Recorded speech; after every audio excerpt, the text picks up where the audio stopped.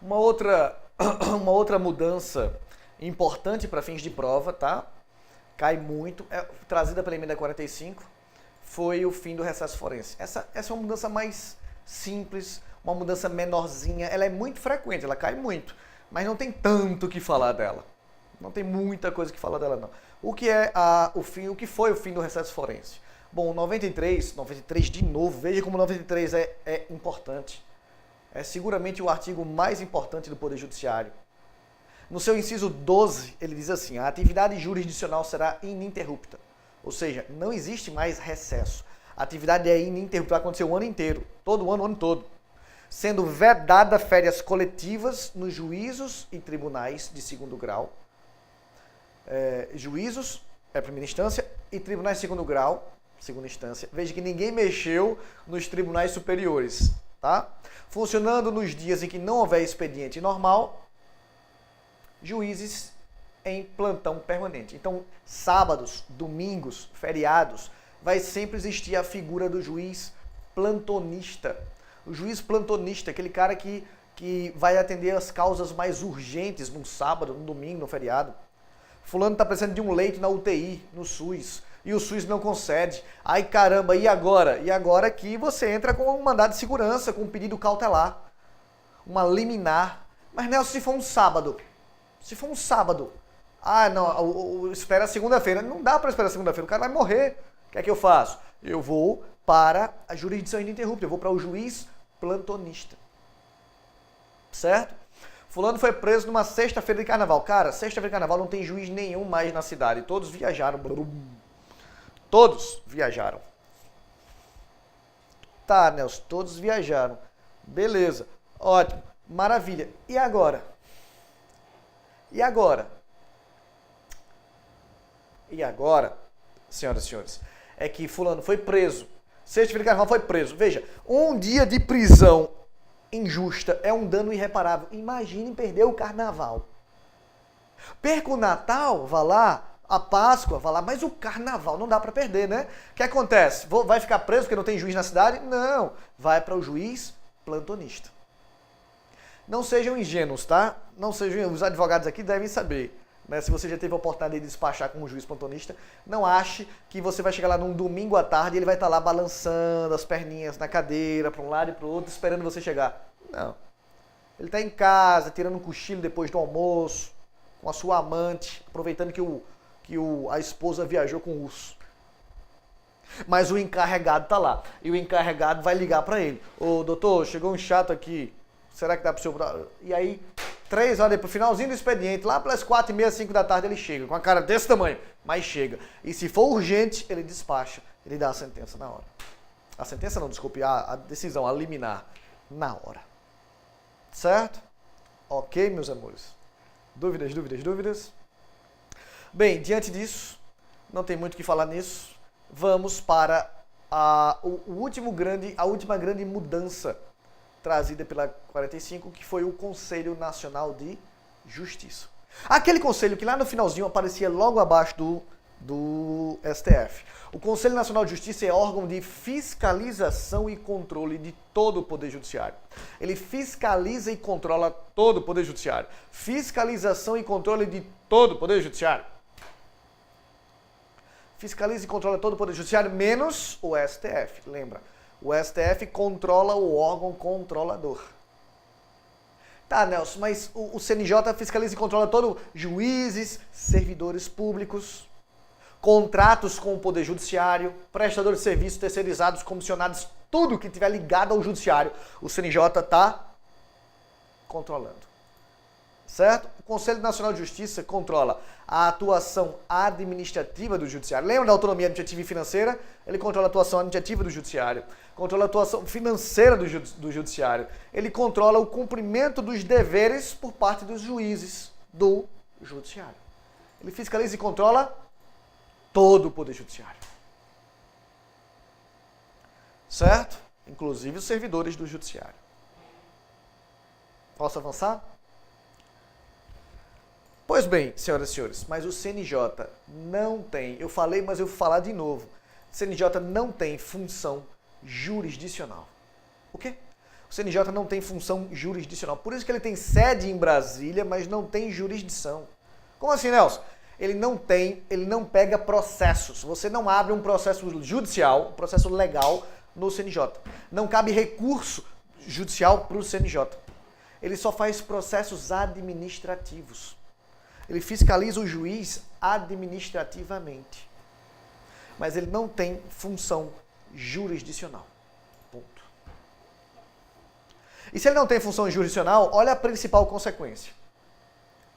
Eu vi com vocês que o juiz é vitalício, e uma vez vitalício, ele só perde o cargo através do devido processo legal, por sentença condenatória, decisão condenatória transitada em julgado. Não foi o que eu disse? Tem que ter uma decisão judicial transitada em julgado. Mas eu falei agora para vocês que o CNJ não faz o devido processo legal. E o juiz só perde o cargo através do devido processo legal. Ora, o juiz só perde o cargo através do devido processo legal. O CNJ não faz o devido processo legal. Logo, o CNJ não pode demitir um juiz.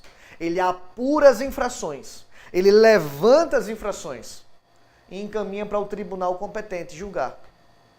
Mas ele, CNJ, não pode julgar, porque o julgamento de juiz tem que ser por processo legal e o CNJ não faz o devido processo legal. Certo, meus amores? Dúvidas? Composição do CNJ. Importantíssimo isso aqui, tá? Importantíssimo. O CNJ é composto por 15 membros. 15 membros. 3 deles vêm do próprio Supremo Tribunal Federal. 3 deles vêm do Supremo. Um desses 3 é o presidente do Supremo. Oh, caramba, esqueci de atualizar essa foto. É o presidente do próprio Supremo, Carmen Lúcia. Olha como ela tá feia aí.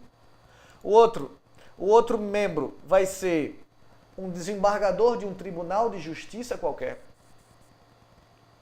E o terceiro membro vai ser um juiz estadual qualquer. São 15. 3 vêm do Supremo.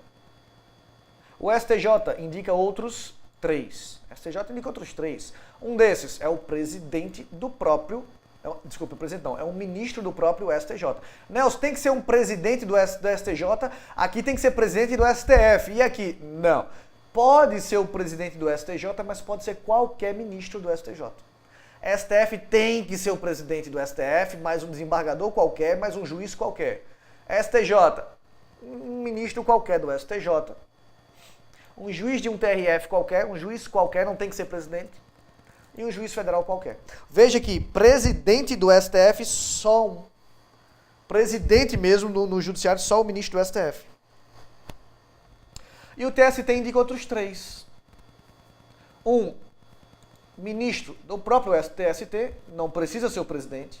Um juiz de um TRT e um juiz trabalhista. Temos 9 aqui.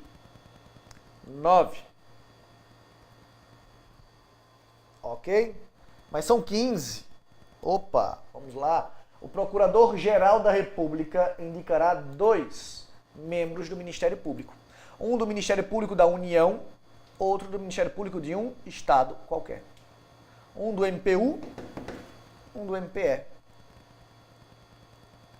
O Conselho Federal da OAB, a OAB não podia ficar de fora, o Conselho Federal da OAB indicará 2 advogados. O Senado indicará um cidadão. Esse cidadão, Nelson, tem que ser um senador? Não.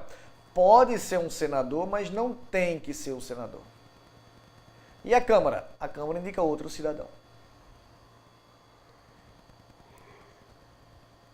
Ok? Tá claro isso? Opa, 9, 10, 11, 12, 13, 14, 15. 15 membros. 15 membros compondo o CNJ. Todos eles com um mandato de 2 anos, prorrogáveis uma única vez, um único período de mais 2 anos. São remunerados, Nelson? Pode apostar nisso, pode apostar. Todos são nomeados pelo presidente da República após a aprovação de uma casa. Qual é a casa que aprova a nomeação de pessoas? Senado. Sempre por maioria absoluta, Senado. Ok? E o presidente do STF ele não é sabatinado. O Senado vai aprovar, mas ele vai para fazer essa aprovação, ele faz o que a gente chama de sabatina. Ele vai fazer perguntas. Ele vai ver se a pessoa tem notável saber jurídico, reputação ilibada. Mas o presidente do STF não será sabatinado. Não será. Primeiro, porque não há hierarquia entre o legislativo e o judiciário. Segundo, que o presidente do STF tem cadeira cativa. Será o presidente do STF, será o presidente do CNJ aquele que for o presidente do STF. O presidente do STF será necessariamente o presidente do CNJ. O presidente do STF será necessariamente... Opa, saiu branco. Ó. O presidente do STF será necessariamente o presidente do CNJ. Certo? Obrigatoriamente. Tá bom? Ok? Que coisa. Que coisa. Não dá pra ler aqui não, eu vou corrigir isso antes de mandar pra vocês, tá? Mas eles, o ministro do STF será o presidente do CNJ, não sei se dá pra você ver aqui.